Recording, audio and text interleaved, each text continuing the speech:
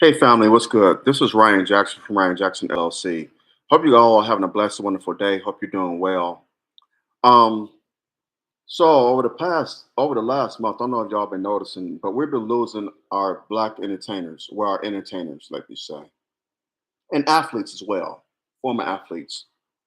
Early last month, we lost James Earl Jones. We lost Chris Christopherson. He played Whistler in the Blade movies, and he was popular in the '70s. He had in some films with Burt Reynolds, the late great Burt Reynolds, who had passed on years ago. Let's see, James Earl Jones, Chris Christopherson. We lost John Amos, well, who actually died in August, and I'm going to touch on that in a few minutes. He died back on August 21st, so we lost him. He was known for playing James Evans on the 1970 sitcom Good Times. Played in The Beastmaster, played in he played Cleo McDowell in Coming to America. You know, he owned McDowell's. Funny, he was funny in Coming to America. He was also in Coming to America too, made an appearance in that, which I didn't too much care for. But he was also in Coming to America too. He was in Lethal Weapon. I'm sorry, not Lethal Weapon. Lord have mercy. He was in Die Hard too. He played a villain in Die Hard too. He played a major. Um, he always played somebody's father too. He played in Fresh Prince of Bel Air, Will's girlfriend, who was Nia Long. He played her father in the Fresh Prince of Bel Air. He played Tommy's father in Martin on the sitcom Martin. He played Tommy's father, Tommy Strong, Tommy Strawn. What else did he play in? He was in an episode of The Cosby Show. One of my favorite episodes of The Cosby Show. He was in that. He played Cliff's doctor, Doctor Huxtable. He played his doctor because Bill Cosby's character had to get a physical, and John Amos was his doctor. Well, his character was his doctor, and he was administering his physical. So he played. You know, he was in an episode of the Cosby Show. He played in so many shows and movies. Just an iconic figure. John Amos. Dikembe Mutombo passed away. Pete Rose. Pete Rose and Dikembe Mutombo passed away on the same day. Yup, they passed away. I think it was last Monday. Monday of last week. They passed away on the same day. Just so many. Frankie Beverly. We lost Frankie Beverly of May's fame. Frankie Beverly, great artist. Um, oh, the late great Frankie Beverly. Wow, I love this music. His music was so soothing and relaxing. Frankie Beverly was smooth, and it's all white. Oh, Frankie Beverly, Philly's finest, gone but not forgotten. So just so. Oh, and yesterday, CC Houston, Whitney Houston's mother, Bobby Christina's grandmother. She passed away yesterday at the age of 91. Sissy Houston. May she rest in peace. So just so many iconic figures are just leaving here. Sissy Houston was 91. I think Frankie Beverly was 77. John Amos was 84. Chris Christopherson was 88. He was up there, 88 or 89. Dikembe Mutombo was young. He was 58. James Earl Jones was 93. So he was up there. 93 is a long time. 91, 93. You live to be in your 90s, especially being black people. That's a long time. That's a long time. Pete Rose was 84. So most of these are icons were in their, either in their 80s or 90s, with the exception of Dikembe Mutombo and Frankie Beverly. But they're gone now. Tito Jackson. Thank you. Thank you. Tito Jackson. How could I be remiss? Tito Jackson was 70, died at 70, just before his 71st birthday. Thank you. Tito Jackson. How could I be remiss? Oh my God. Thank you for that. Thank you. Tito Jackson. So we're losing our icons. We're losing them. We're losing them. It's just sad. You know, brother Tito Jackson was 70, brother Frankie Beverly 77, brother Dikembe Mutombo 58, um, Pete Rose 84, Chris Christopherson 88 or 89. I know he was in his late 80s. John Amos 84, Cissy Houston 91, and James Earl Jones 93. They're leaving here. Madonna brother passed away. Oh, okay, I didn't know that. Thank you. Thank you for that, brother Steph. How old was he? I don't know how old Madonna brother was, but you know, he's gone too. So we're losing them. We're losing our entertainers left and right. Left and right. We're just losing them. And you know, I can't help but think if it's the jab. If the jab is speeding up these deaths, that these entertainers take the jab from 3 or 4 years ago. That always crossed my mind, and a good brother of mine pointed that out too. So, you know, whether it was the jab or what so have you, um, you know, it's crazy. It's crazy. But you know, we weren't meant here to stay. We didn't come here to stay forever. You know, we all got to pay that bill. We all must make our transition. We don't know when or where, but we all have to make that transition. We did not come here to stay. So, to all of our entertainers who have passed away, my condolences to their families, their loved ones, and may they rest in peace, and may we continue to keep their memories alive. Now, oh, hit that thumbs up button, smash that thumbs up button down, hit the subscribe button so you get notifications whenever I do videos on here.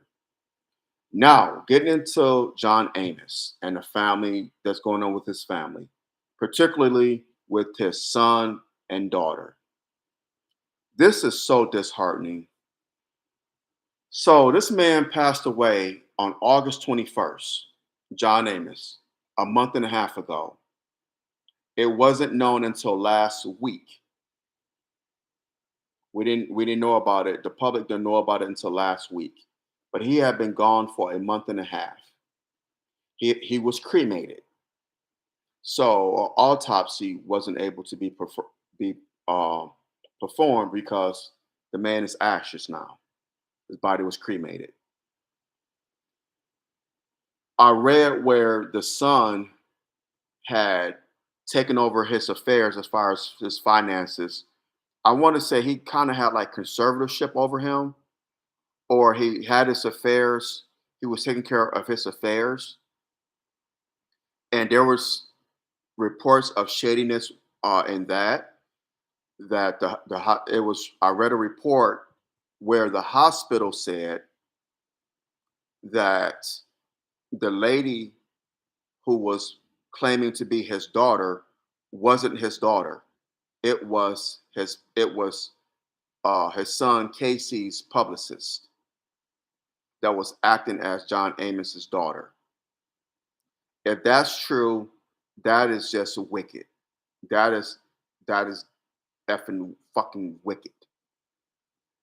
The daughter said that she wasn't informed of her father's death until the rest of us were.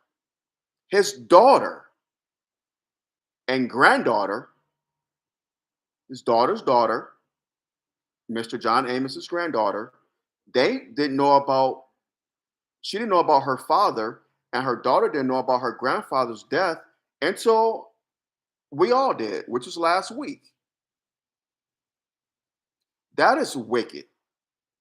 I don't know what's going on between John Amos' son Casey and his daughter, but it's disheartening because this man worked so hard to give them a better life. And it's like now and after his death, It's like it's a civil war between the family. And I know that John Amos had health issues. I think he was having dementia. It had been reported, and he was in and out of the hospital. And I know there was a video last year of him having a verbal battle between the hospital staff, with him and the hospital staff, was saying that he didn't have a daughter, this and that, and that his son was his caretaker, and that it was just sad. But I think, just my humble opinion, I believe that the son took advantage of his father's diminishing health, his mental capacity, and was tricking him into giving him his power of attorney and his over his over his estate or money. I believe the son was doing devious things.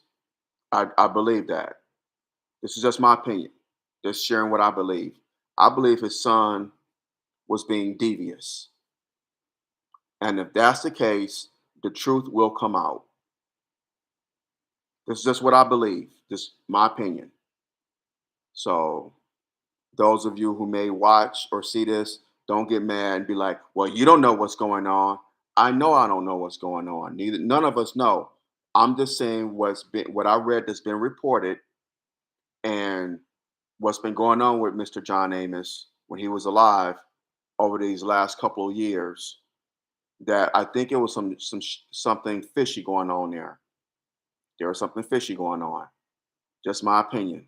Just sharing my opinion on this. So don't get caught up, in your feelings over me sharing my opinion. Could be wrong, but I believe that the son is up to some dirty business. For the sister not to know about her father's death, and her daughter not to know about her grandfather's passing away until the general public, that is bizarre. That is foul. And it's also puzzling to me. Why would you rush to get this man cremated? We don't know what the cause of death was. Why did you rush to get an autopsy performed? I mean, excuse me. Why did you rush to get a cremation done? Why not have an autopsy performed to find out what his cause of death was? Why rush to get him cremated? Just as soon as he died, cremation. No autopsy, just cremation. As soon as the man dies. That's fishy. That's puzzling. And it needs to be investigated. But of course, you can't do an autopsy because the man, there's no body. There's no body, just ashes. So just sad all around. I hope this is resolved. Lord knows, I hope it is, because now is not the time to be fighting. The family should be coming together, honoring his legacy, honoring his memory, preserving, the stuff for his granddaughter. So she heard a bird out there. But sounded like it was in the house, but thank God it's not. Hopefully, they should be preserving the legacy for their granddaughter. Um, some benefits for the family for the granddaughter if Mr. Amos had his affairs, had got everything right before his demise, where his generational wealth can be passed on to his children and his grandchild or grandchildren, what so have you, and future generations. Because now is not the time to be arguing and to be fighting, to be have it's and I hate that because it's happened in my family. It's happened in my family. It's happened in so many families, and I've seen it. Yes, it happens in white families, but I see it a lot in black families. I see it a lot amongst our people. When our loved ones pass away, it's like It's like the children that's it brings out the worst in people when it should bring the family closer together. It brings out the worst in people, especially when it comes to money or like estates. This is why it's very, very important for all of us to have children before we get up. Before we should do it like ASAP. ASAP.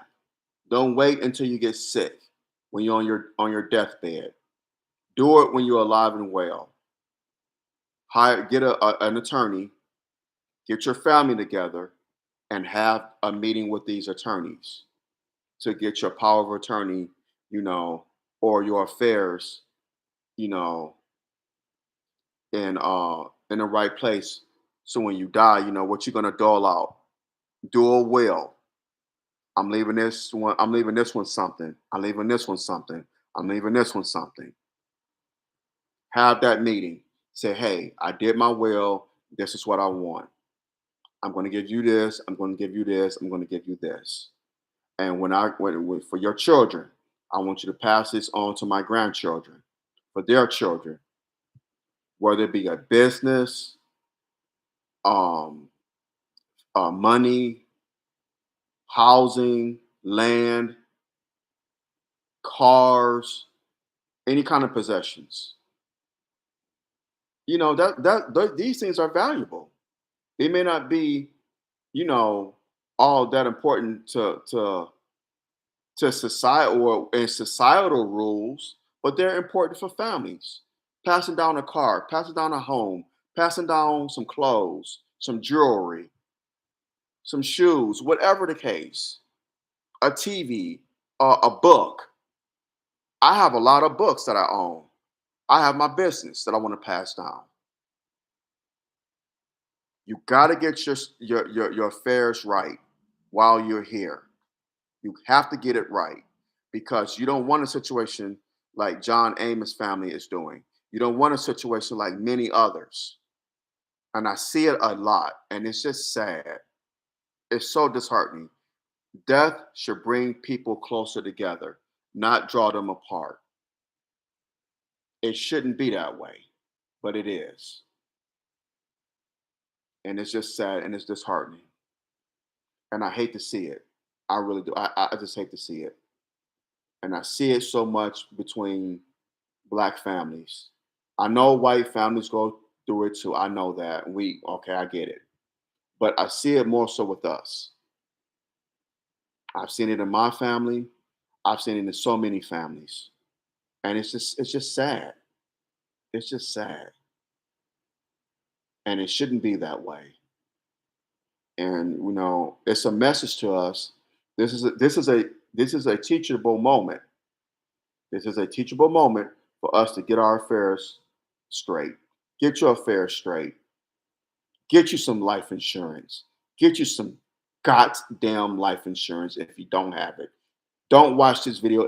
If you don't have life insurance and you're watching this video, stop watching this video right now and get your ass some life insurance. Let me repeat that. If you're watching this video and don't have life insurance, stop watching my video right now and get your ass some goddamn life insurance. Do it for your family, for God's sakes. Get you some life insurance, something that your family can fall back on in your demise, because we can't take it with us. Once we leave here, we can't take our possessions with us. We can't. So I know years ago, there was a white woman, elderly white woman. She passed away. She didn't have any children, I don't believe, or grandchildren, but she left her wealth to her cats, to her cats, to her felines,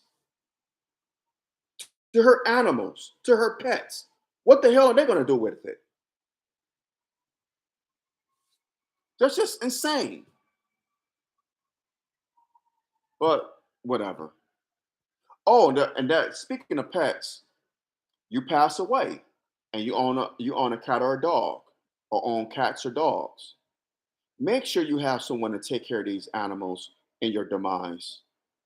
Don't give them to the pound because we a lot of people, myself included, we have pets and our pets are part of our family.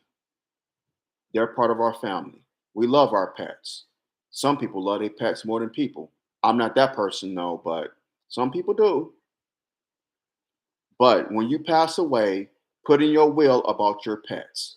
Hey, this one get the cat. This one get the dog. This one get both the cat and dog, or cats and dogs. Put them in your will. Put your pets in your will, because if you love them like you claim you do, and we know pets are not people, but we own our pets. They're ours. You know, if you own your pets and you love them like you say you do, put them in your will. Give them to your children, grandchildren, whomever. Make sure that they're taken care of in your demise, because the pound they're not going to really they're going to house them, but they're going to let them rot. They're not going to take care of them like they should, like you would if you were here in your demise. Before your demise, that is. We got to cover all bases, y'all. Before we leave here, we got to cover all bases, and I'm speaking to myself as well. This goes for yours truly. We all gotta get our affairs right before we leave here. We gotta take care of our loved ones in our demise. What's going on with John Amos' family is just so heartbreaking. Oh my God, may Allah be pleased with him. Um, but like a good brother of mine said, John Amos did not marry black. John Amos married white. There's a picture of him, I believe it was from the 70s. It's a picture of him, his white wife, and his biracial children. There is.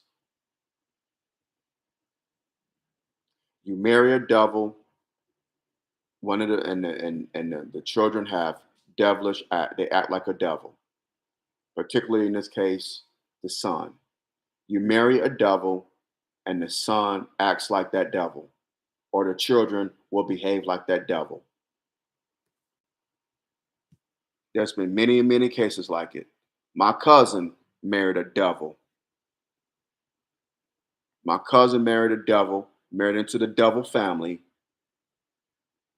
and in his demise, untimely demise, which I really don't want to get into, but his sons inherited that devil behavior because their mother was a devil and they come from a family of devils. So when you don't marry black, beware of the ramifications. That's all I'm going to say on that. Hit that thumbs up button, smash that thumbs up button now, hit that subscribe button so you get notifications whenever I do videos on here. On that note, y'all, I'm gonna hop off of here. Y'all have a blessed and wonderful day. I love y'all. God bless. Y'all take care. Share this video. Drop your comments below. We don't have to agree, but let's agree to disagree without being disagreeable. And in our disagreements, let's use logic, facts, and respect, not emotion and disrespect. Let's do that, y'all. Till next time, y'all take care. Love you much. I'm out. Assalamu alaikum.